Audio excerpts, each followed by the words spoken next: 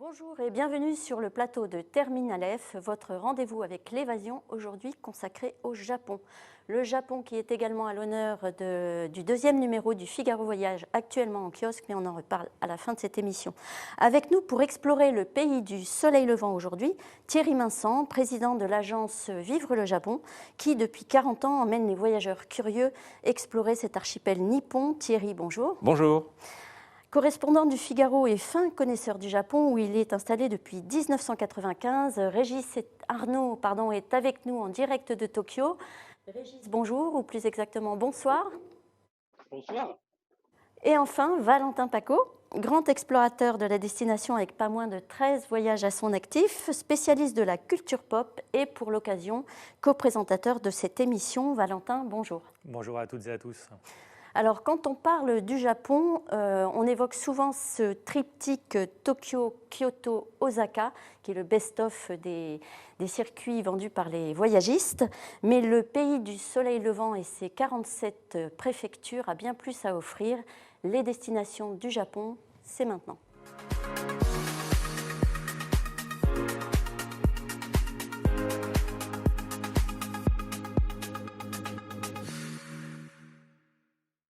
Depuis les champs de neige d'Hokkaido jusqu'aux îles subtropicales d'Okinawa, pouvez-vous nous brosser brièvement une cartographie des sites emblématiques ou moins emblématiques d'ailleurs du Japon? Alors brièvement, l'exercice est difficile parce que si on fait le tour de tous les sites 3 étoiles, on en aurait bien pour 3 mois pour visiter tout ce qui est à faire au Japon. La clé d'un voyage réussi au Japon, c'est de faire des choix. Au Japon, ce qui est intéressant, c'est qu'on y trouve des tas de lieux différents, des tas d'ambiances différentes, qu'on souhaite visiter un Japon tropical, qu'on souhaite visiter un Japon urbain, un Japon de la campagne, un Japon des montagnes. On a un portrait absolument incroyable à notre disposition. Alors, on ne va pas faire du nord au sud parce que ça va être un petit peu long, mais je crois qu'il faut d'abord jamais oublier que quand on prépare un voyage au Japon, évidemment le triptyque Tokyo, Kyoto, Osaka est inévitable. Et l'intérêt, c'est autour de cette route sacrée du Japon, de bâtir des escapades, des excursions. Alors, j'ai fait une petite sélection pour aujourd'hui. Je pense d'abord à la ville de Kanazawa, qui se trouve sur la mer du Japon. C'est une ville qui a gardé à la fois son caractère très traditionnel, avec un de ses 3 plus beaux jardins du Japon, le Kenrokuen, son château féodal, mais également a su s'ouvrir à la modernité avec le musée d'art contemporain. Et Kanazawa donc, est une ville qui a beaucoup à offrir et qui est aussi une ville à taille humaine. On peut se déplacer librement, où au fond on peut prendre son temps. Un autre lieu intéressant, et là on change d'univers, c'est les îles de la mer intérieure. Ces îles qui font un voyage à l'intérieur du voyage, un moment où il faut prendre son temps parce que se déplacer fait partie du plaisir de voyager au Japon. Se déplacer en bateau est aussi un des aspects indispensables d'un voyage réussi. On peut parler, comme les images que l'on voit également, le sud tropical qui en particulier en ce moment nous fait rêver avec ses plages à l'état brut. C'est cette destination qu'on appelle communément le Hawaï japonais? C'est vrai, même si Hawaï n'a pas grand-chose à voir sur le plan des traditions, sur le plan de l'accueil, et en particulier les plages, la nature tropicale est très très présente dans cette partie du Japon. Régis, est-ce que vous nous entendez depuis Tokyo? Très bien. J'aimerais bien vous poser une question. Vous êtes installé là-bas depuis 1995 et quelle a été votre première excursion en dehors de Tokyo? Qu'est-ce que vous avez découvert en premier? Assez classiquement, quand on sort de Tokyo, on va soit on va à Kyoto parce que c'est à 2h30, 3 heures de train, parce que c'est une ville mythique qui fait rêver le monde entier. Donc c'est là qu'on va. Ensuite, la première sortie des sentiers battus, c'est comme le dit Thierry, c'est Kanazawa, c'est-à-dire que on appelle ça un peu la Tokyo de l'Ouest. C'est un peu l'étape supplémentaire hors de la fameuse Golden Route Tokyo, Kyoto, Osaka. Et c'est là qu'on commence un peu à larguer les amarres et à être loin. C'est un peu la ville du deuxième voyage, Kanazawa. C'est celle qu'on fait après avoir fait les 3 premières. Et c'est peut-être d'abord là que le voyage a vraiment commencé. Et toi, Valentin, tu as commencé par quoi? Moi, je suis resté très proche de cette ceinture dorée, et avec notamment Nara. Nara, qui est ma ville préférée au Japon. Je suis obligé d'y faire un pèlerinage, au moins un voyage sur trois, pour plein de raisons. Déjà, c'est une des villes avec des cerfs en liberté qu'on peut nourrir avec des petits gâteaux qui sont incroyablement mignons et dociles. Et le grand Bouddha géant en bois dans un des plus grands temples en bois de cette taille-là, c'est incroyable. Et si vous avez de la chance, vous y allez en même temps qu'une visite scolaire. Il y a une petite coutume qui est que les enfants passent sous le Bouddha. Il y a un tout petit trou sous lequel ils se faufilent et ils prennent la pose pour faire des photos derrière. Donc dès l'âge de 3-4 ans, ils apprennent à faire le fameux signe en V. Et c'est juste trop mignon, tout simplement. Alors le Japon, c'est aussi une destination connue pour ses bains, les fameux onsen. On peut en trouver bien sûr pas très loin de Tokyo en allant à Kone. Et est-ce qu'il y a une autre destination emblématique pour ces bains japonais Alors, effectivement, les bains, vous allez trouver surtout là où vous avez des montagnes, là où on trouve des fameuses sources d'eau chaude. Donc, je pense par exemple à Nozawa Onsen, qui est une jolie ville de montagne, extrêmement agréable à cette période de l'année, en février-mars, où vous êtes vraiment en fusion avec la nature, puisque vous profitez de ce qu'on appelle des onsen, généralement à l'extérieur, et autour de vous, c'est un paysage de neige, et c'est absolument divin. Des onsen, vous en trouvez vraiment dans tout l'archipel, vous en trouvez notamment à Kyushu, là où c'est pareil, une terre volcanique, on pense notamment au mont Aso, et dans ces lieux-là, le onsen est véritablement une source de vénération pour les Japonais. Alors la destination d'Akone à ce site particulier, c'est de se trouver vraiment très proche de Tokyo, mais aussi d'avoir une vue formidable sur le monument quand même de la nature au Japon, c'est le mont Fuji. Tout à fait. Le mont Fuji, effectivement, c'est quelque chose d'absolument iconique, que ce soit d'ailleurs pour les voyageurs qui se rendent au Japon, mais y compris pour les Japonais. On peut observer, et c'est ça la magie du Fuji, depuis des tas de lieux, évidemment à Kone, mais également quand on prend le Shinkansen pour aller de Tokyo à Kyoto, si on se place sur le côté droit du train, on a généralement une vue superbe. Petit conseil, retenez bien, sur le côté droit du train. De la même façon que lorsqu'on arrive également, parfois depuis l'Europe, en avion, on peut aussi voir le mont Fuji, pareil en repartant. Donc je dirais, le mont Fuji y compris, bien sûr, se voit depuis Tokyo, dès que les jours sont un petit peu plus ensoleillés. Donc c'est vraiment, je dirais, un élément qui attire notre regard dès qu'on est dans la région. Valentin, est-ce que parmi les paysages, puisque tu as beaucoup exploré le Japon, est-ce qu'il y a un paysage qui t'a marqué particulièrement ? Alors du coup, je vais aller complètement au sud du Japon, dans l'île de Kyushu, quand on va à Yakushima, où on a une île tropicale qui a une forêt encore intacte. Et c'est incroyable, et c'est celle qui a inspiré en partie Princesse Mononoke, le fameux film de Hayao Miyazaki. Il y a une autre destination dont on n'a pas parlé, enfin c'est plus parce qu'elle est classée au patrimoine mondial de l'UNESCO. Il me semble que c'est le seul chemin de pèlerinage avec Compostelle qui soit classé au patrimoine mondial de l'UNESCO, c'est le chemin de Kumano. Kumano-Kodo, tout à fait. Il se situe où ? Alors, le Kumano-Kodo, ça se situe au sud de Kyoto, donc ce qu'on appelle dans la péninsule du Ki.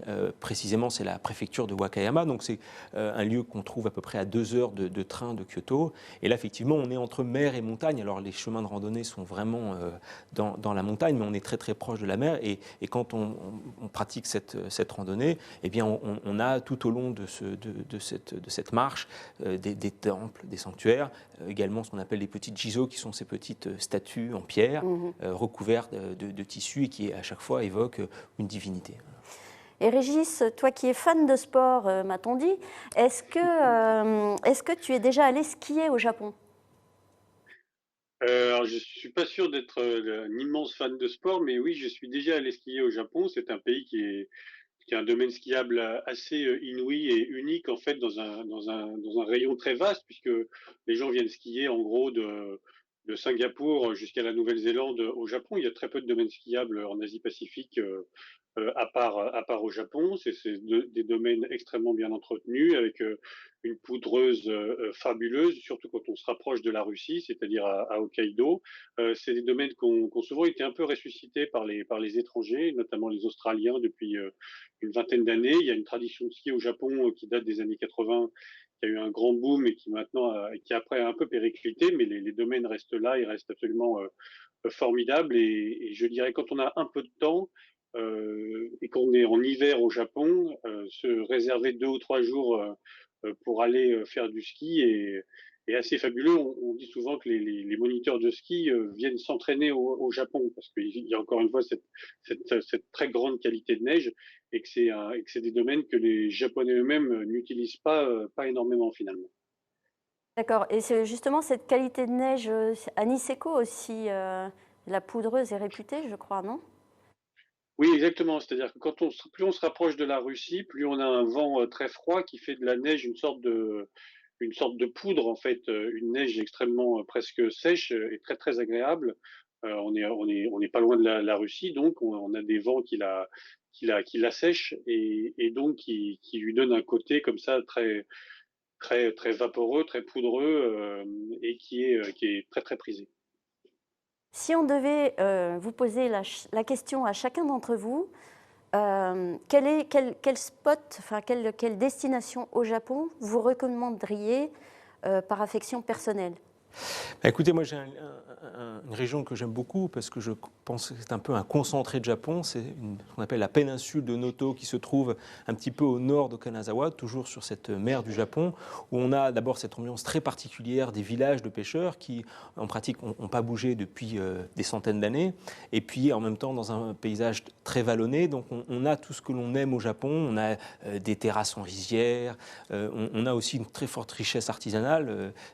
Au fond, cette péninsule a absolument pas subi, je dirais, les affres de l'industrialisation après la Seconde Guerre mondiale et donc a gardé toute son authenticité, y compris d'ailleurs dans les coutumes des populations. Il y a plusieurs dizaines de festivals rien que pendant les mois de juillet et les mois d'août, et donc c'est un enchantement de visiter cette région et encore une fois qui se fait en quelques jours en voiture par exemple.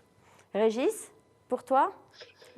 Moi, je dirais Fukuoka et plus largement Kyushu, c'est-à-dire que Fukuoka est une ville assez moderne où on mange très bien, où les Japonais c'est des Japonais du Sud qui sont un peu plus décontractés que ceux un peu froids de Tokyo. On n'est pas loin du reste de l'Asie, on n'est pas loin de la Corée. On peut vite partir en voiture vers Kumamoto ou d'autres endroits. Il y a une vraie côte, il y a un vrai littoral, il y a des très beaux temples, il y a une très grande richesse à tout point de vue. Et donc, moi, c'est ce que je recommanderais. Merci Régis. Valentin, Moi, du coup, toi tu vas nous sortir une petite destination bien pointue. Proche de Tokyo, j'hésite. Ah non, pas comme ça. Mon cœur balance entre, si vous y allez l'été, pour fuir la chaleur, allez vous réfugier à Nikko, un petit peu dans les montagnes. C'est là où il y avait les anciennes ambassades d'été, justement, un des rares endroits où on a à la fois un temple et un sanctuaire pour le tombeau de Ieyasu Tokugawa. Et sinon, juste à côté, en automne, Chichibu, pour les plus beaux momiji, donc les plus belles feuilles d'érable rouge vif avec des ginkgo dorés juste à côté. C'est incroyable, on peut louer une petite pagode et profiter de cette vue magnifique à en perdre le souffle. Dernière question, et là c'est la plongeuse qui parle. Est-ce qu'on plonge au Japon et quelles sont les destinations de plongée? On plonge évidemment au Japon, on plonge effectivement dans le Japon tropical. Alors on pense bien sûr à donc, Okinawa qui est en fait un archipel d'îles. Donc vous avez l'île principale. Qui est très au sud. Qui est très au sud. On est quasiment au niveau de Taïwan. Donc on voit bien que Régis parlait tout à l'heure de la Russie. Donc on voit toutes les latitudes que l'on peut couvrir. Donc on peut plonger autour de ces îles d'Okinawa. Et puis il y a une île qui est peu connue, mais qui est en soi un immense voyage. Elle est à 24 heures de bateau de Tokyo. Elle est d'ailleurs dans la préfecture de Tokyo. Ce sont les îles Ogasawara. Et là, quand vous vous retrouvez là-bas, il y a un départ par semaine en bateau. Donc autant vous dire que vous êtes au bout du monde. Et là, c'est le royaume pour la plongée. Vous avez des poissons absolument incroyables. Et vous êtes un petit peu seul au monde parce que autant vous dire que très très peu de gens ont ce luxe de pouvoir s'y rendre. Bon, je mets ça dans ma wishlist. Valentin ? Après ce panorama des destinations sur terre, dans l'air et sous l'eau, je vous propose de découvrir un autre attrait touristique du Japon avec sa gastronomie.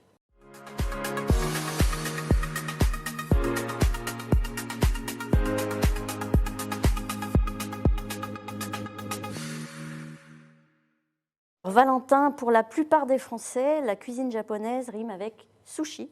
Nous sommes allés à la rencontre de 2 chefs japonais à Paris. On regarde le reportage filmé par Sacha Benita et on se retrouve tout de suite après. Alors d'abord, je prépare le wasabi.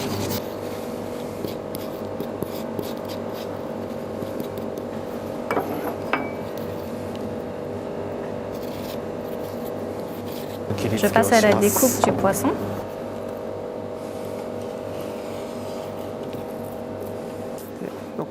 On enlève la peau. Il faut faire attention à couper soigneusement. Il faut suivre les fibres. Il faut donc un couteau qui soit suffisamment bien aiguisé.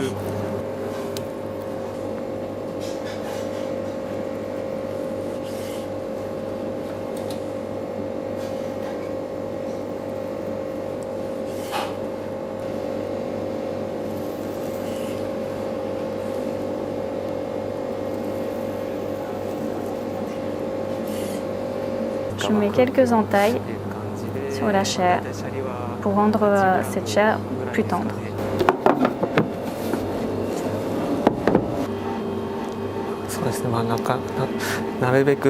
Le riz, il faut faire attention à ne pas trop presser. Il faut juste un geste très léger.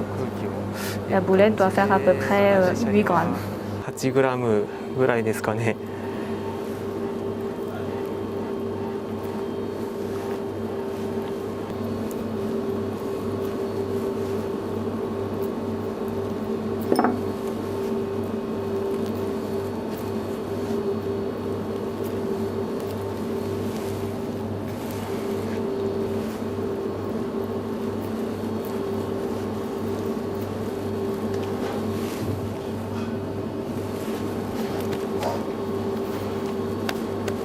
Pour l'ordre des sushis, en général, on commence par le moins gras et on termine par le plus gras.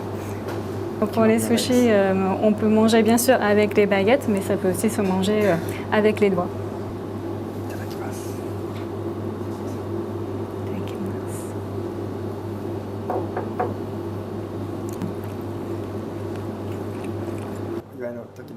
Les sushis, on peut les manger à la main avec les doigts. C'est parce que autrefois, donc, les sushis, on avait des yatai, ce sont des échoppes un petit peu ambulantes, et on pouvait les prendre directement à la main depuis ces échoppes. Et aujourd'hui, donc, cette manière de manger a perduré, et aujourd'hui, c'est toujours possible de manger les sushis avec les doigts. Aujourd'hui, c'est vrai que nous avons les kaiten sushi, ce sont les sushis qu'on peut manger, ils viennent servis dans un espèce de tapis roulant, donc c'est devenu un plat plus familier, qu'on peut manger plus au quotidien. Autrefois, c'était plus un plat qu'on dégustait lors d'occasions spéciales, pour des événements, pour des célébrations. Merci encore au chef Hiroshi Fuji du restaurant Enya, qui, je le précise, ne fait des sushis que pendant la période de confinement. Allez-y quand même en dehors aussi parce que c'est succulent.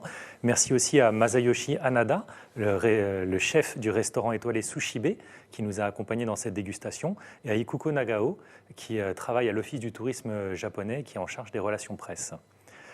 Régis, toi qui habites au Japon, est-ce que tu peux nous confirmer que le sushi n'est pas le plat du quotidien tel qu'on le connaît en France ? Alors, c'est pas un plat du quotidien. En même temps, on pourrait presque en manger tous les jours si on veut, parce qu'on trouve des barquettes de sushi à 6 ou 7 euros assez facilement. C'est un plat, comme un peu l'a dit le reportage, en fait, qui est plutôt à l'origine une cuisine de rue. C'est évidemment un plat très manufacturé, où l'important est la fraîcheur du poisson. On dit aussi la robustesse du riz, voire même la qualité de la glace pilée dans laquelle est conservé le sushi. Et c'est un plat qui est en fait devenu un peu aristocratique en étant passé par sa fascination en Occident. C'est-à-dire que là, c'est pas de la cuisine impériale le sushi, c'est pas kaiseki ou d'autres d'autres cuisines extrêmement raffinées. C'est en fait c'est des restaurants 3 étoiles de sushi, c'est une nouveauté et c'est quelque chose qui est devenu succulent d'un côté et en même temps qui est resté populaire avec les kaiten sushi, c'est-à-dire les sushis qui tournent sur des tapis roulants et qu'on peut manger à 1 euro la pièce. Tokyo, tu es quand même bien servi si tu aimes bien manger, parce que c'est la ville où il y a le plus de restaurants étoilés. Et quand tu vas dans un restaurant étoilé au Japon ou à Tokyo, par exemple, quels sont les plats les plus raffinés, on va dire, au Japon? Pour les Japonais, la cuisine la plus raffinée, c'est peut-être la cuisine kaiseki, la cuisine impériale de Kyoto, mais vous avez aussi ce qui est fascinant au Japon, et c'était un peu le titre du reportage, c'est que c'est un des rares pays, à mon avis, qui a enfin, si je me trompe pas, qui a à la fois une cuisine très très aristocratique, très raffinée, et une cuisine très populaire. Et les deux sont d'une qualité exceptionnelle. C'est-à-dire, c'est ni les États-Unis qui a une culture, une cuisine vraiment de base, ni la France où la cuisine est plutôt bourgeoise et vient des beaux quartiers. Le Japon a vraiment un immense éventail des deux, et non seulement à une cuisine très raffinée avec une recherche de l'ingrédient, une recherche de la fraîcheur, une recherche de la vérité du produit. On dit souvent, par exemple, que les Japonais aiment beaucoup Proust parce que Proust a décrit à un moment une botte d'asperges, et cette description les fascine. Et en même temps, c'est comme l'a dit un jour un chef, c'est l'endroit où on mange mal le plus rarement possible. C'est-à-dire, même un bol de nouilles à 3 euros, à 500 yens, vous ne mangerez jamais mal au Japon. En 25 ans, je crois pas avoir jamais mal mangé dans ce pays. Et où vous mangez en plus non seulement japonais, mais où vous mangez français, italien, coréen, chinois. À part la cuisine arabe, toutes les cuisines sont représentées, sont très bien représentées au Japon. Du coup, Thierry, est-ce qu'on peut dire qu'il y a plusieurs salles et plusieurs ambiances au Japon? Est-ce que tu peux nous en dire un petit peu plus? Oui, tout à fait. L'intérêt au Japon, c'est effectivement le voyage un peu des expériences en ce qui concerne la gastronomie. Et à la fois, bien sûr, quand on parle d'aller au restaurant au Japon, on parle par le produit. Mais je crois qu'il faut aussi aller chercher des ambiances, des expériences. Alors, il y a Ça tombe bien. En parlant d'ambiance, petit aperçu.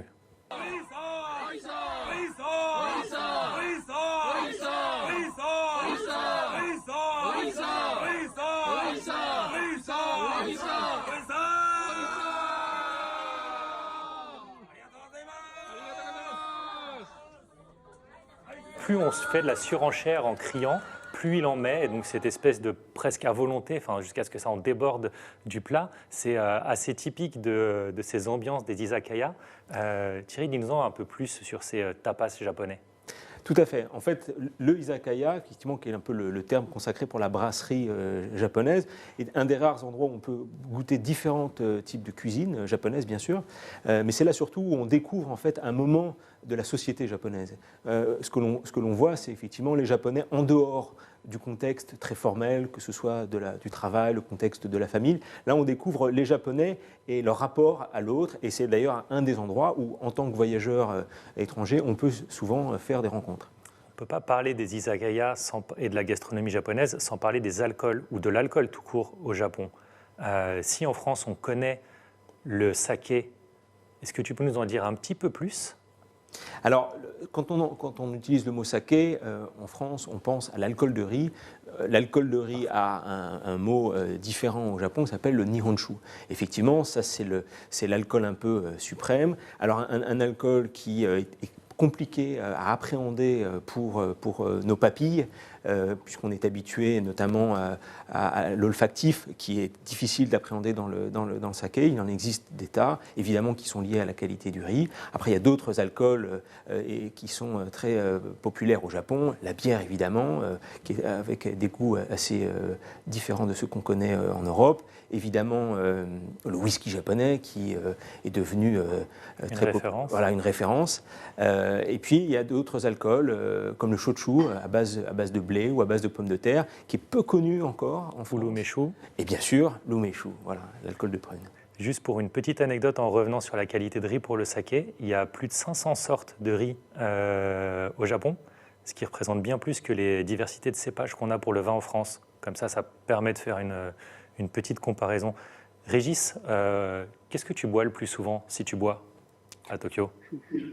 Moi, j'aime beaucoup la bière japonaise, surtout en été. Après, comme le dit Thierry, il y a maintenant des whiskies absolument absolument exceptionnel. Il y a depuis quelques mois, voire quelques années, un engouement pour le gin, avec des jeans développés au Japon qui sont pour moi une découverte presque dangereuse, je dois dire, parce qu'ils se boivent très facilement. Et il y a un peu de tous les types d'alcool. L'umeshu, pour commencer un repas, comme le dit Thierry, et l'alcool de prune avec des glaçons, c'est absolument formidable. Et donc, c'est aussi un pays où il y a une grande variété d'alcool. Il y a même des vins maintenant, alors qu'il reste des vins, à mon avis, pas aussi, qui atteignent pas le niveau qu'atteignent les sakés ou les autres alcools, mais c'est un pays où on boit vraiment de tout, euh, avec modération, bien sûr. Quand on parle de modération, c'est-à-dire que tu ne parles pas de ces périodes de fin de journée de travail où on va boire avec les collègues. Alors là, non, oui, là, il y a moins de modération. En même temps, les Japonais ont l'alcool sont assez vite, sont assez vite, comme on dit, enfin, on voit l'effet sur eux qu'il y a l'alcool assez rapidement. Donc, c'est rare d'assister à des beuveries, en tout cas en quantité très importante. Mais c'est vrai que les Japonais, à partir de 20, 21 heures, 22 heures, quand il s'agit de se retrouver entre collègues ou entre amis, ça peut durer longtemps et on peut boire en relativement grande quantité. En effet, c'est un peu le proverbe américain work hard, play hard. On travaille beaucoup, mais on s'amuse et on boit beaucoup à la fin de la journée. Je voudrais juste revenir, avant qu'on passe à un autre thème passionnant, je voudrais juste revenir sur un plat qui, je crois, est assez... Emblématique aussi pas forcément emblématique, mais en tout cas, les jeunes en France l'apprécient beaucoup, c'est le ramen. Tout à fait. Est-ce que quelqu'un peut m'expliquer un peu, parce que je crois que ça a des origines chinoises, le ramen. Oui, tout à fait. C'est des origines chinoises, mais ça a été. Alors, c'est venu effectivement, comme le disait tout à l'heure Régis, par Kyushu, qui était très proche de la Corée, de Taïwan. Et en fait, c'est effectivement développé dans tout le Japon. Alors, c'est un plat que l'on consomme pour faire le lien avec le sujet précédent, parfois en fin de soirée, un peu alcoolisé. On est content de prendre un bol de ramen bien chaud pour se remettre d'aplomb avant de réattaquer la journée d'après. C'est effectivement quelque chose qui connaît un engouement incroyable en France. Au Japon, c'est, je dirais, un plat comme les autres, mais qui ne, je dirais, effectivement... C'est un peu l'équivalent de notre steak frites. Voilà, on pourrait dire ça d'une certaine manière. Alors, c'est aussi quelque chose vraiment de très populaire, qui se mange d'ailleurs un petit peu sur le pouce, c'est-à-dire qu'on a des restaurants de rue, on parlait tout à l'heure des yatai, ça se mange vraiment en quelques minutes, et d'ailleurs c'est assez drôle parce qu'on entend les Japonais faire, eux qui sont très polis, faire énormément de bruit quand ils aspirent ces ramen, et ça c'est assez amusant. Et d'ailleurs, je crois que c'est pas forcément dans les habitudes alimentaires, le fait de faire du bruit en mangeant ses nouilles, c'est pas mal vu là-bas. Pas du tout, c'est presque le contraire. C'est une façon de reconnaître la qualité de ce que l'on déguste. On reviendra à la fin de l'émission sur une partie passionnante sur ce qu'il faut faire, pas faire, comment être bien perçu de nos amis japonais. Alors, si la gastronomie est un point fort, impossible d'évoquer le Japon sans parler d'artisanat. Jingle.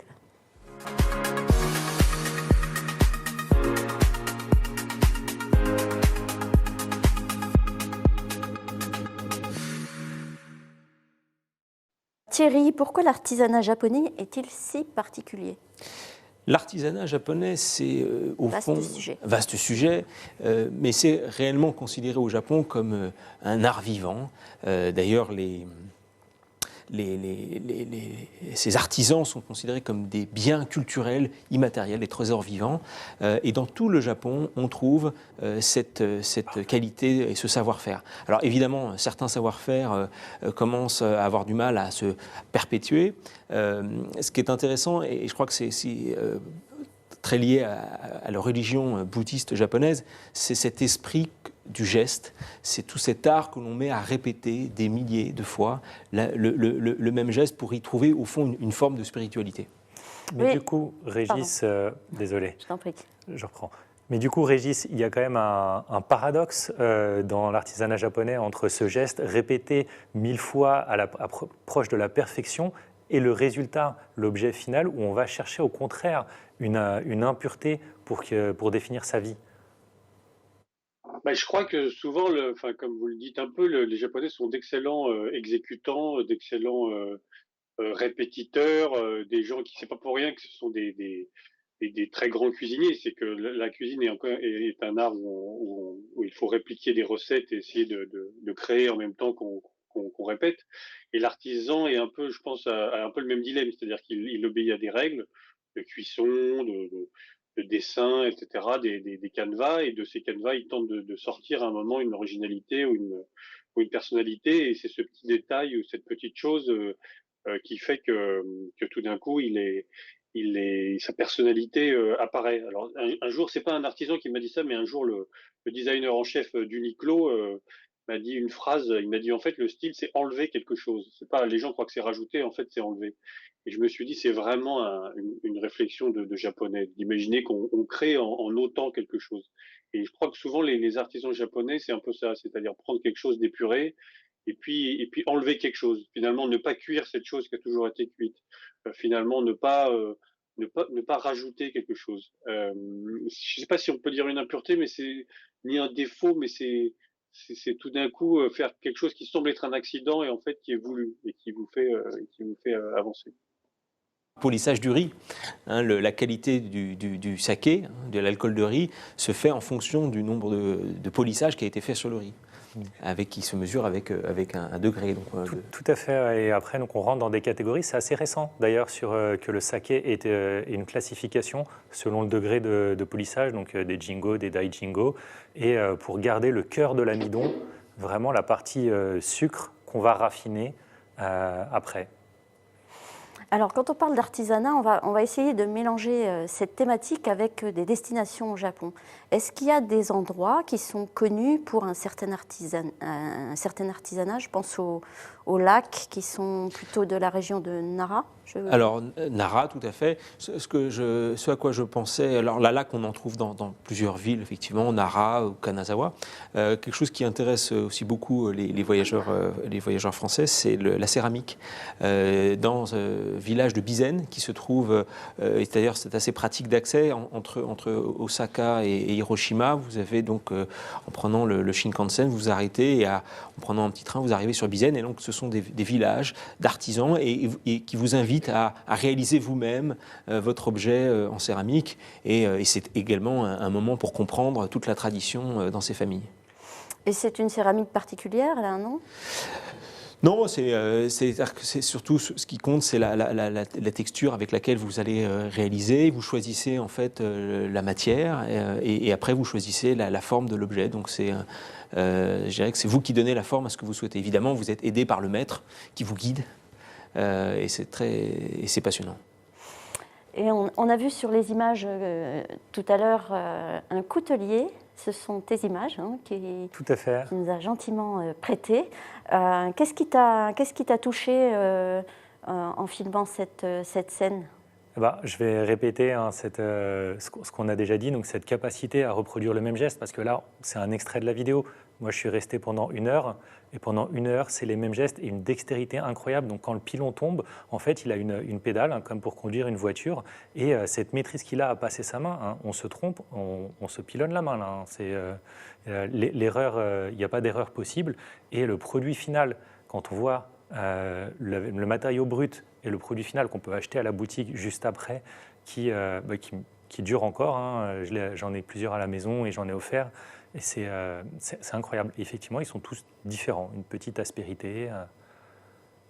C'est cette maîtrise qui m'impressionne le plus. Ouais. Et Régis, quand on a préparé cette émission et surtout le Figaro Voyage, dans lequel tu as beaucoup contribué et apporté de choses. On a beaucoup parlé du geste, mais aussi de la transmission de ces savoir-faire. Et est-ce qu'il y a des endroits où tu as pu aller en reportage pour nous ou pour d'autres qui t'ont particulièrement marqué ? Oui, d'abord, c'est drôle parce que vous montrez quelques images dont certaines que j'étais présent quand elles étaient prises par le photographe du Figaro. Notamment, on parlait de la péninsule de Noto, il y a un village qui s'appelle, je crois, Wakiya, et il y avait un artisan dont la maison qui était un maître, un artisan qui faisait de la laque, et dont la maison était entièrement couverte de lac. Les murs étaient en lac et à qui j'avais acheté une petite boîte à thé comme ça laquée et qui m'avait expliqué qu'un des motifs, par exemple, il avait fait un oiseau à partir de. Je lui ai dit qu'est-ce que c'est que cette matière? Il m'a dit ça c'est des coquilles d'œufs. J'ai pris un œuf, j'ai cassé.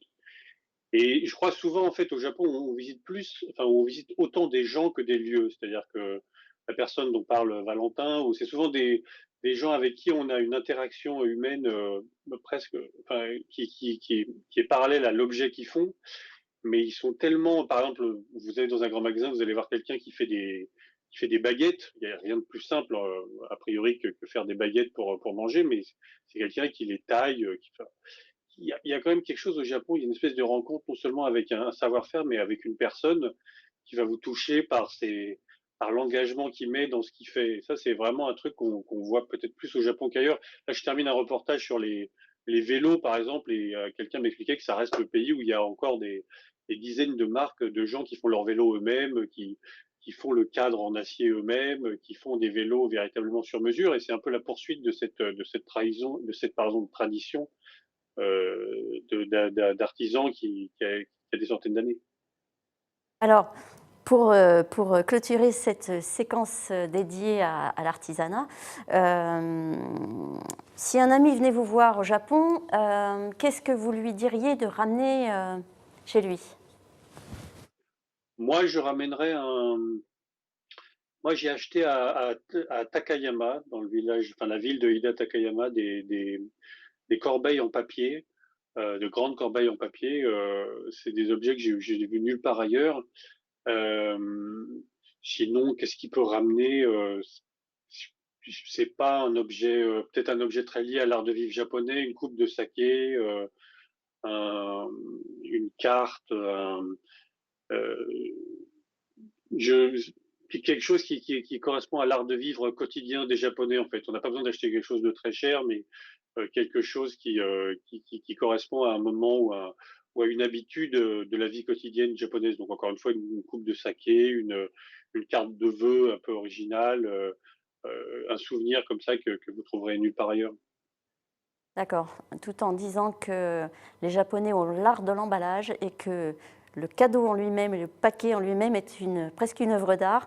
Ça m'a beaucoup touchée quand je suis allée à Tokyo, cette façon qu'ils ont de tout emballer, mais minutieusement et très joliment. Et ça fait partie du plaisir de découvrir ce pays. Valentin, à ce point de l'émission, nous allons aborder un point qui te tient particulièrement à cœur, culture et contre-culture. Jingle.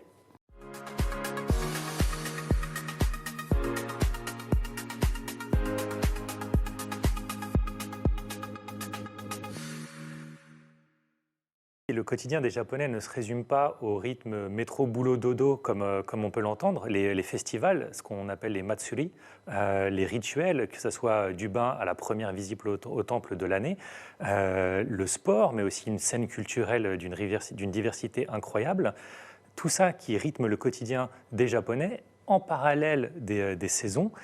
Thierry, est-ce que tu peux nous expliquer l'importance de ces rituels, de ces rendez-vous dans le quotidien du Japonais ? Oui, tout à fait. Comme on le voit ici, effectivement, un des points majeurs des rendez-vous avec les Japonais, ce sont les festivals. Festivals qui ont lieu toute l'année. Alors, on pense beaucoup aux Matsuri qui ont lieu pendant le printemps, mais les plus belles fêtes sont celles qui ont lieu pendant ce qu'on appelle la période Obon, qui correspond chez nous à la fête des morts.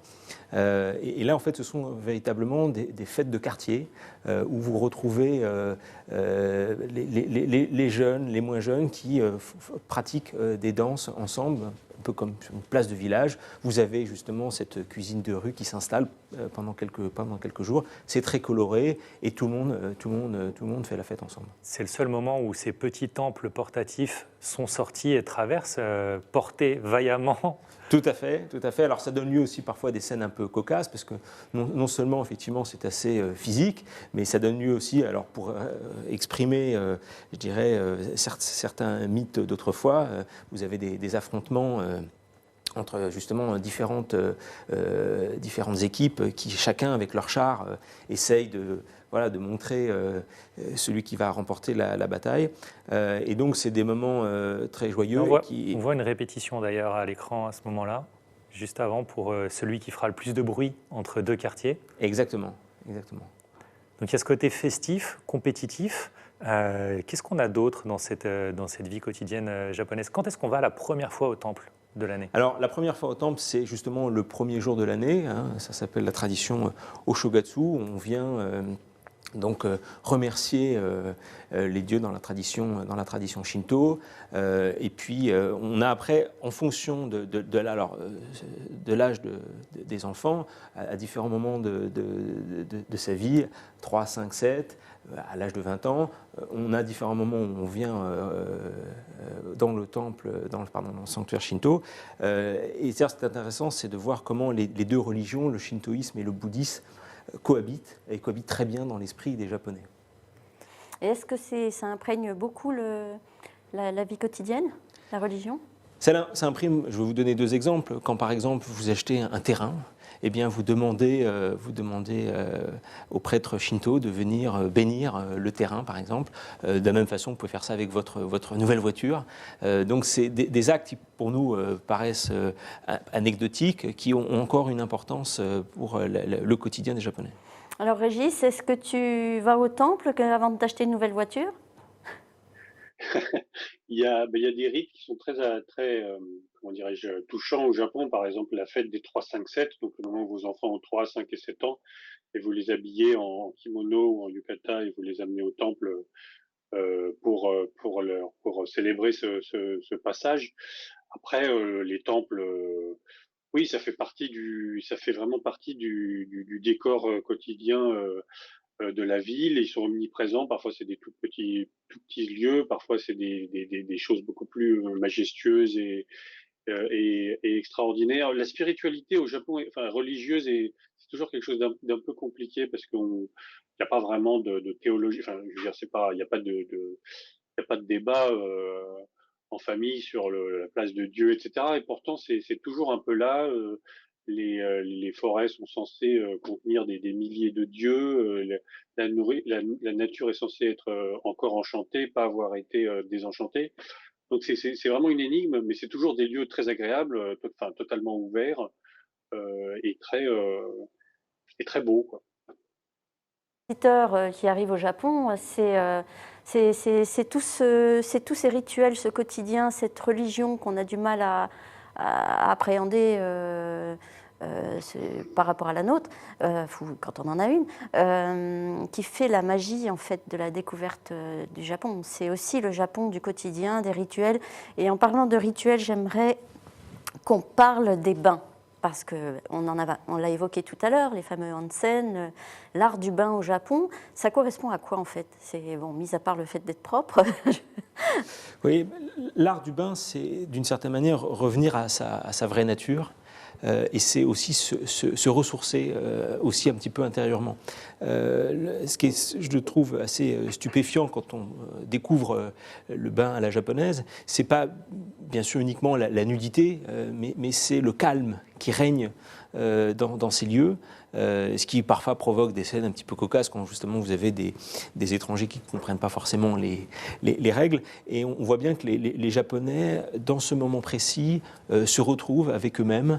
Et donc, effectivement, c'est un peu une purification, à la fois bien sûr du corps, mais aussi un petit peu de l'âme japonaise. Et ça, je trouve que c'est un moment où justement les Japonais oublient tout, y compris leur modernité, le smartphone, les usages. C'est un moment où ils reviennent un peu à l'essentiel. Et d'ailleurs, quand on va dans un bain comme ça au Japon, donc ce ne sont pas des bains mixtes. Il y en a? Il y en avait autrefois, pour des questions aussi de commodité. Maintenant, les choses sont très claires. Hommes d'un côté, femmes de l'autre. Dans certains lieux, notamment dans la nature, dans les ryokan, vous pouvez encore trouver des bains mixtes, mais la règle est qu'effectivement, hommes et femmes soient chacun séparés. Et petite question, peut-être que Valentin, tu sauras me répondre, j'espère. Pourquoi on interdit pourquoi il faut masquer si on a un tatouage? Pourquoi il faut le masquer dans un bain japonais? officiellement, en japonais, tu n'auras peut-être pas la réponse. Officieusement, c'est une façon de discriminer les yakuza, D'accord. tout simplement, qui se faisaient tatouer. Et c'est comme ça qu'on les reconnaissait. Donc plutôt que de dire on interdit aux yakuza l'entrée, on a interdit au tatouage par effet de bord.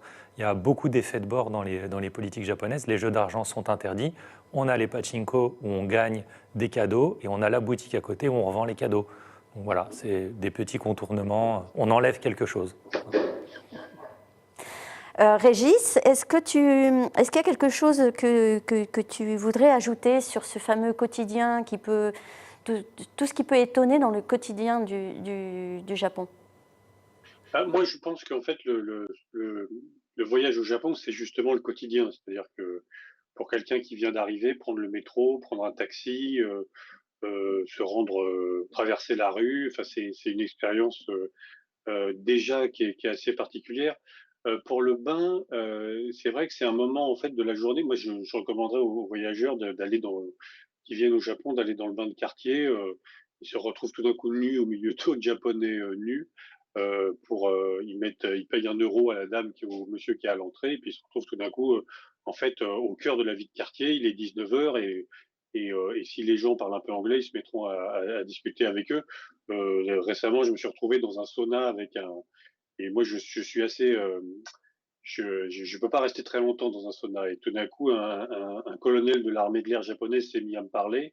Et il parlait très bien anglais, donc il m'a parlé pendant 20 minutes. J'ai failli avoir une attaque, mais je suis resté avec lui. Et il m'a expliqué, c'était dans les îles Boto. Il m'a raconté toute l'histoire de la région. Il gérait un hôtel, etc.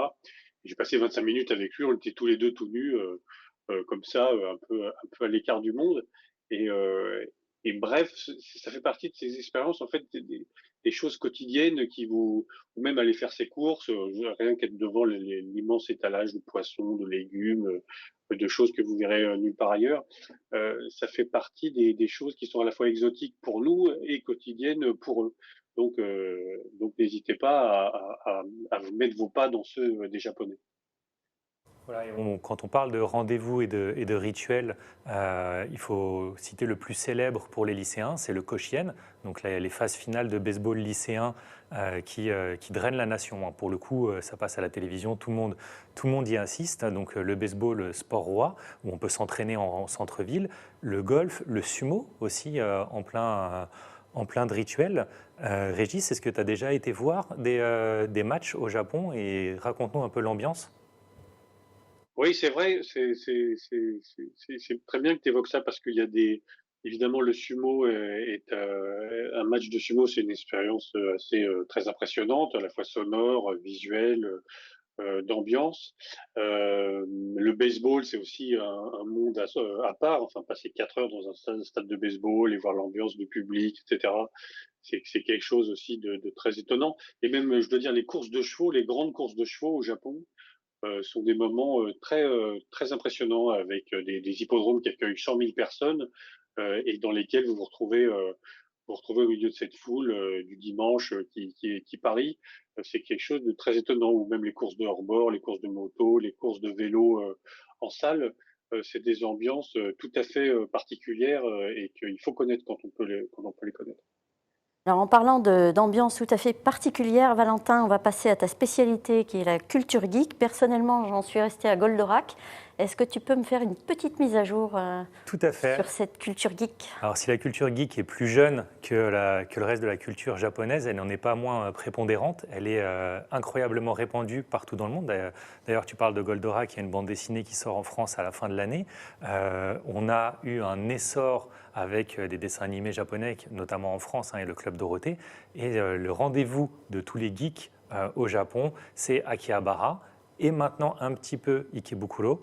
Mais c'est incroyable, c'est le temple de la geekitude, non seulement du côté des mangas et des dessins animés, mais aussi de la high-tech. Parce que pour se relancer après la Seconde Guerre mondiale, le Japon a fait le pari avec succès de miser sur les hautes technologies et sur une plus-value qu'il pouvait apporter. Alors au début, tout le monde a dit il copie les autres technos, et le Japon a répondu à un idiome pour ça. On ne copie pas, on améliore. Donc il n'y a qu'à voir le Shinkansen aujourd'hui, c'est vraiment une version de luxe du TGV. C'est ce qu'ils ont réussi à faire dans les montres, dans les radios, dans les télévisions, avec de la puissance de gros conglomérats familiaux qui ont grossi pour atteindre des tailles gigantesques. C'est incroyable. On est dans une culture, c'est dépaysant et c'est accepté par tout le monde. C'est là aussi, on en revient, comme pour la religion, où en fait il n'y a pas de débat. Elle est là et tout le monde l'accepte, tout le monde vit avec. Aujourd'hui, on va avoir Pikachu qui va faire la promotion du don du sang. Voilà, moi j'adore ça. Quand il y a des travaux dans la rue, il y a des petits signes pour dire ne pas traverser. Ben, souvent, ça va être un personnage de dessin animé d'une licence plus ou moins connue qui va être là selon les rapports avec les ayants droit. Et aujourd'hui, il y a même un marché incroyable. Là, on voit des images du Gundam géant. Donc, on est sur un Gundam. Vous voyez la taille, c'est impressionnant. Donc, ce robot avion transformable qui Spectaculaire.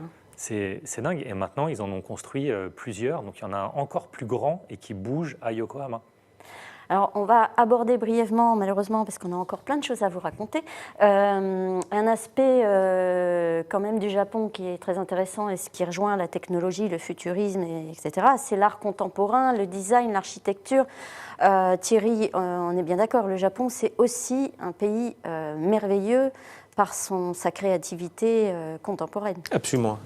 Quand on fait le tour de tous les grands architectes japonais qui ont littéralement influencé la ville au Japon, mais également les grandes œuvres dans les villes du monde entier, c'est absolument incroyable. Et on trouve dans la ville de Tokyo comme dans la ville d'Osaka, des joyaux qui sont à la fois les grands sites connus, mais également des maisons, je dirais, de Monsieur Tout-le-Monde.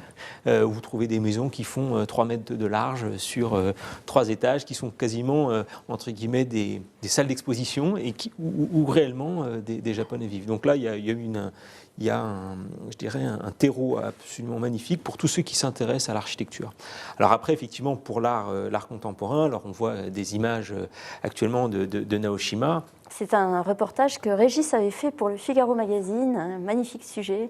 Oui, et je crois que là c'est un coup de cœur manifeste. Je crois qu'il y a plus de voyageurs français que de voyageurs japonais qui se rendent sur cette île de Naoshima. Ah oui, ça ne m'étonne pas. Voilà, c'est absolu. C'est-à-dire non seulement c'est l'art contemporain, mais on peut véritablement le vivre, puisque en l'occurrence il y a un hôtel sur cette île, musée, l'hôtel Benessé.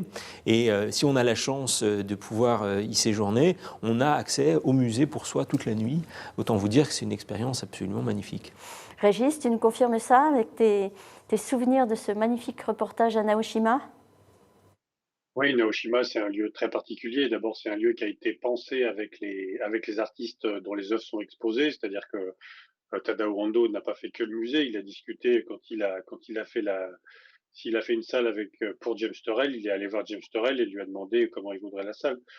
C'est le rêve d'un milliardaire, Monsieur Fukutake de la Fondation BNC, qui a en fait colonisé une série d'îles qui avant étaient soit abandonnées, soit soit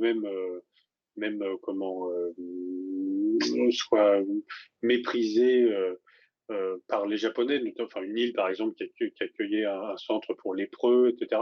Et il a transformé ça en faisant une sorte de création contemporaine au beau milieu de la mer du Japon, qui n'est pas le lieu le plus hype au Japon qui soit. Et c'est vrai que c'est une expérience assez stupéfiante.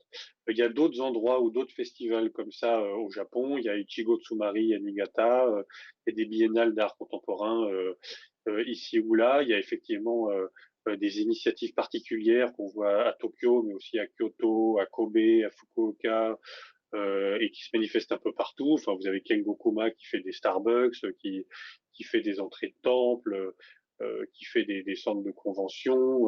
Vous avez le stade national qui a été fait par Kengo Kuma, qui est en partie fait en bois.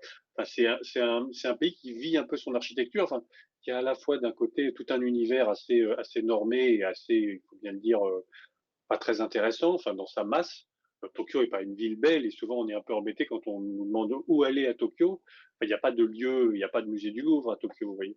Mais il y a toute une série d'initiatives individuelles particulières de gens passionnés qui ont consacré un bâtiment au bois, à l'acier, au verre, au béton, et qui ont fait des choses qui vous surprennent et qui vous interpellent et qui existent dans peu d'autres villes dans le monde. Le Japon, c'est un pays qui, peut-être plus que les autres, s'explore. Et voilà. Maintenant qu'on vous a donné envie de visiter le Japon, voici quelques clés pour vous y plonger sans impair.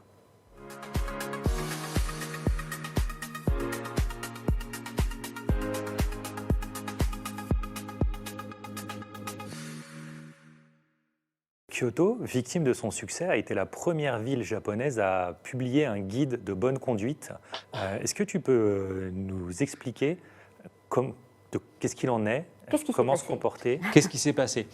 Je crois qu'à Kyoto, il y a eu, qui est malgré tout une petite ville, hein, c'est une ville d'1 million d'habitants et qui accueille 8 millions d'étrangers dans l'année. Donc on voit bien qu'il y a effectivement une part très importante du tourisme, mais surtout une ville qui n'a pas été habituée du tout à cette déferlante en l'espace de quelques années. Le tourisme japonais a pris son envol véritablement il y a une quinzaine d'années. On est passé entre 2010 à 2020, on est passé de 10 millions à plus de 30 millions de touristes étrangers.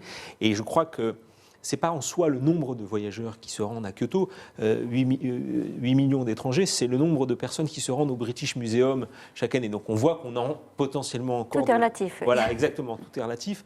Néanmoins, je crois que certains, bien sûr, étrangers se sont sans doute mal comportés en pratique en allant à la chasse des geishas pour essayer de prendre les meilleurs clichés dans des tout petits quartiers qui sont donc les quartiers de Gion, de Pontocho.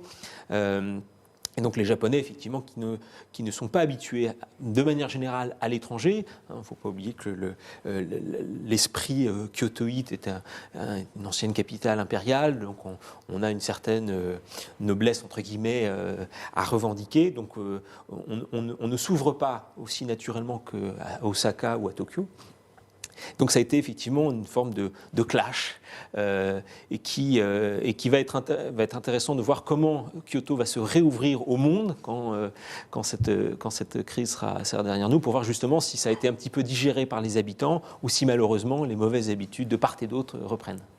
Alors plus généralement, au Japon, mais c'est valable pour tous les pays, mais les modes de vie, les habitudes, les politesses ne sont pas les mêmes. Par exemple, il ne faut pas tremper, laisser planter ses baguettes dans le riz, je ne sais pas pourquoi, mais c'est pas très bien vu. Une offrande, en fait, c'est quand tu fais une offrande aux morts et du coup, ça porte pas vraiment bonheur de faire ça dans un Donc restaurant. ne plantez pas vos baguettes dans le riz au restaurant. Est-ce qu'il y a d'autres choses que nos internautes qui nous écoutent doivent savoir ? Alors, si on reste par exemple sur le domaine de la gastronomie, effectivement, par exemple, on ne verse pas de sauce, quelle qu'elle soit, de sauce soja ou autre sur son riz. On ne joue pas. On verse le riz sur la sauce? Comment on fait en fait, alors? on voyait un petit peu sur la vidéo voilà, du chef de Sushi Bay. En fait, on prend son sushi et on verse, enfin, on trempe très délicatement juste le poisson et non pas le riz sur la sauce. Encore une fois, juste pour donner un tout petit peu relever un petit peu le goût du poisson. Donc je dirais que ce qui est important à table, c'est effectivement de veiller à ces petites choses. Mais après, les Japonais vous en tiendront jamais rigueur. Voilà, et c'est ça, c'est toujours la nature bienveillante de ça. C'est vrai. Maintenant, on peut aussi, en tant que voyageur, faire un petit effort. Et en parlant de petit effort, quelles sont les choses qu'il faut éviter de faire? Par exemple, je crois se moucher en public, c'est pas très bien vu. Voilà, alors à notre grande surprise, là où nous on voit des Japonais par exemple renifler, ce qui nous semble pas proprement impoli, à l'inverse, il ne faut pas sortir son mouchoir, en tout cas dans l'espace public. Ça, c'est une des choses importantes. L'autre point aussi, c'est que dans la rue, on ne fume pas. En tout cas, si on n'est pas dans des lieux bien particuliers, on ne mange pas également dans la rue. Donc il y a des codes qui sont, entre guillemets, peut-être pas forcément faciles à aborder. Après, voilà, j'ai envie de dire que dès lors que les choses sont faites avec bienveillance, tout fonctionne bien.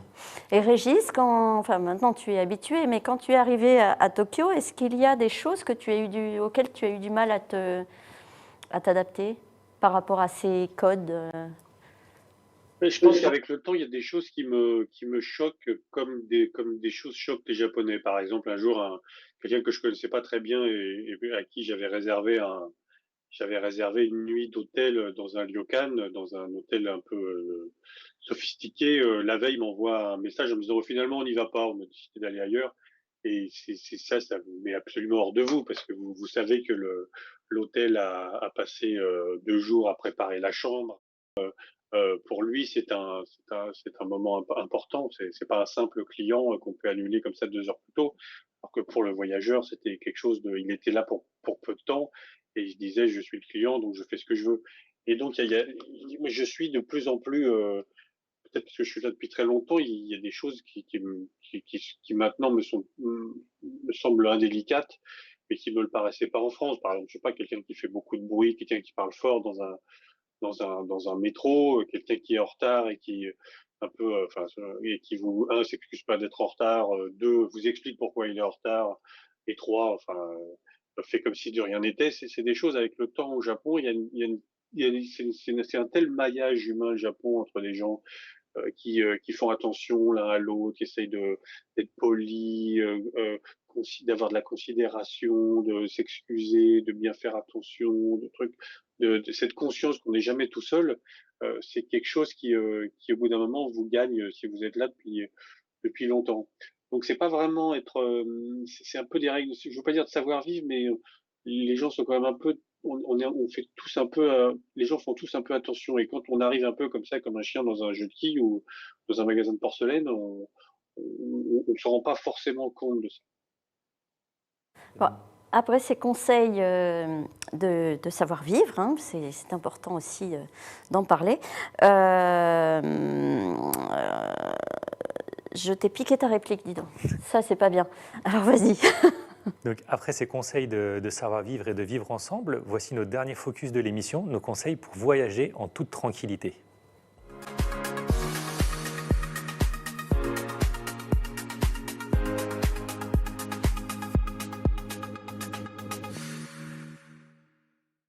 Au Japon, il y a 2 choses à anticiper. Donc, Thierry a parlé tout à l'heure de location de voiture. Sachez que vous devez faire traduire en japonais votre permis et c'est mieux de le faire en avance.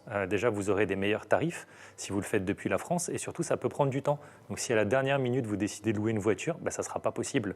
Donc, vraiment, faites traduire votre permis. Et l'autre astuce du geek de la maison, commandez un pocket Wi-Fi pour être connecté. Thierry, vante-nous les mérites de cette solution. Le Pocket Wi-Fi est effectivement la solution idéale. C'est un petit boîtier qui se connecte en 4G partout où on se trouve et surtout qui donne une liberté aux voyageurs, qui est la liberté de se déplacer, de se rendre n'importe où. Quelque chose qui a totalement changé en l'espace de 15 ans, c'est que les adresses au Japon étaient avant uniquement dans les caractères japonais ou les caractères chinois et même avec un ordinateur, un accès Internet, on ne pouvait rien faire. Aujourd'hui, toutes les adresses ont traduit leurs coordonnées qui sont maintenant disponibles sur Google Maps. Et au fond, c'est ça, le Pocket Wi-Fi, c'est la liberté de pouvoir aller là où on le souhaite, sans être dépendant des personnes sur place. La première fois que je suis allé au Japon en 1994, j'avais l'adresse et il a fallu demander à 4 personnes différentes dans la rue pour pouvoir trouver, alors qu'encore une fois, on avait... Particularité du Japon, du coup, il n'y a pas vraiment de nom de rue. Donc à chaque fois, on parle en cercle pour se rapprocher de la cible. Et donc on va vous parler en référentiel, en vous disant à la 3e à gauche, puis à la petite supérette, vous tournez à droite. Donc si vous avez la vraie adresse, il n'y a que le facteur et les policiers qui la connaissent. Tout à fait, absolument. Et Google.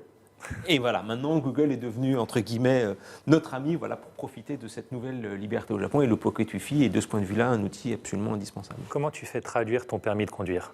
Alors, il y a un seul organisme qui permet de faire cette traduction, qui est en fait une émanation de la préfecture de police au Japon, mais qui nécessite soit de se rendre sur place, soit de faire appel à des voyagistes comme Vivre le Japon, qui vous permettent de faire ça à distance et en amont du voyage. En particulier pour ceux qui veulent louer une voiture dès leur arrivée au Japon, il faut être muni de cette traduction, ce qui signifie l'avoir d'abord reçue chez soi depuis le Japon.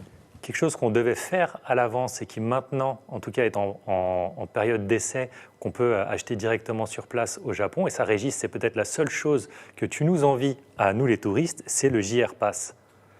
Est-ce que tu peux nous en dire plus sur ce billet de train magique? Oui, absolument. C'est un billet de train qui permet pour une certaine période de temps de prendre, je crois, tous les Shinkansen sauf le Nozomi, le plus rapide si je ne m'abuse. Alors en fait, on est privilégié par rapport aux Japonais qui n'ont pas accès à ce billet. Enfin les touristes qui s'y rendent. La JR, le transport est quelque chose qui reste assez cher au Japon, hein. Et notamment le transport en train. Et ce billet permet au moins de limiter, si j'ose dire, les dégâts en tout d'un coup vous donnant accès pour une sorte de forfait à tout le réseau ferroviaire japonais qui est absolument hallucinant de praticité. C'est-à-dire, c'est un pays où Tokyo est une ville où un Shinkansen, qui est un peu l'équivalent du TGV, part toutes les 3 minutes pour Kyoto. Donc, c'est effectivement une solution pour les touristes qui est très avantageuse dans le temps dans le temps du voyage. Ce que j'ajouterais peut-être sur le Japan Rail Pass, c'est qu'au-delà du fait que c'est un vrai bénéfice-prix, puisque pour un prix unique, on peut voyager pendant une durée de 7, 14 ou 21 jours, c'est surtout, comme le disait Régis, le côté pratique, puisqu'il est généralement pas nécessaire de réserver ces billets pour monter dans un train, y compris dans le fameux Shinkansen. Et donc, encore une fois, c'est cette idée de liberté, c'est de se dire, tiens, demain, on est à Kyoto, demain, on va faire l'aller-retour à Hiroshima, j'ai mon Japan Rail Pass, et hop, je prends le train que j'ai identifié sur Internet. Et ça, je trouve que c'est magnifique. Et pour rester sur cette liberté et ne pas avoir de mauvaises surprises, les derniers conseils, prenez un sac plastique avec vous quand vous sortez, parce qu'il n'y a très peu de poubelles dans l'espace public japonais. Prenez aussi du cash parce qu'il y a plein d'endroits qui n'acceptent pas encore la carte bancaire. Et si vous devez retirer dans les supérettes ou à la poste, c'est un des rares endroits où vous êtes sûr que votre carte marchera. Un petit conseil, pardon, je me permets, c'est que vous avez maintenant ces petites cartes qui s'appellent les cartes Suica ou les cartes Pasmo, qui sont des passes qui vous permettent à la fois de prendre tous les transports en commun, donc le métro à Tokyo, le bus à Kyoto, mais qui vous permettent également de régler des petites sommes dans effectivement les convenience stores. Donc c'est je dirais, un petit outil en plus de ce que l'on indiquait avant, le Pocket Wi-Fi ou le Japan Rail Pass. Alors malheureusement, avec ce grand tour du Japon, on a presque fini. Il va falloir qu'on conclue cette émission. Mais Thierry, j'aimerais quand même aborder avec vous, puisqu'on parlait de pratique, revenir sur le fait que Vivre le Japon fête ses 40 ans. Et vous le fêtez avec une nouveauté. Est-ce que vous pouvez nous en dire rapidement quelques mots? Avec plaisir. Mais nous allons lancer dans quelques semaines une nouvelle plateforme qui permettra aux voyageurs en toute liberté d'organiser intégralement son voyage à la carte. C'est-à-dire qu'il pourra réserver aussi bien son hôtel, louer une maison, réserver un billet de train, un billet d'avion, une activité sur place. C'est au fond permettre aux voyageurs de garder l'autonomie tout en ayant l'assurance, ou je dirais la sécurité d'un spécialiste. Mais écoutez, c'est une bonne façon de fêter votre anniversaire. Merci. Et bon anniversaire à toute votre équipe qui nous a bien aidés, notamment avec quelques vidéos que vous nous avez gentiment prêtées. Thierry, Régis, Valentin, merci d'être venus partager avec nous votre passion pour l'archipel nippon. Pour poursuivre cette immersion au pays du soleil levant, un conseil, plongez-vous dans la lecture du Figaro Voyage. Vous y trouverez des très beaux reportages, notamment de Régis Arnaud. Voilà, il est en vente en kiosque, dans les maisons de la presse et sur boutique.lefigaro.fr. Voilà, il est très beau, achetez-le, il est vachement bien. Un grand merci à Ikuko Nagao de l'Office national du tourisme japonais qui nous a beaucoup aidés. Le site internet s'affiche de l'Office national du tourisme japonais s'affiche actuellement à l'écran. Merci à vous, internautes, d'avoir suivi cette émission. Nous vous donnons rendez-vous bientôt pour d'autres grandes évasions. À bientôt, merci et bon week-end à tous.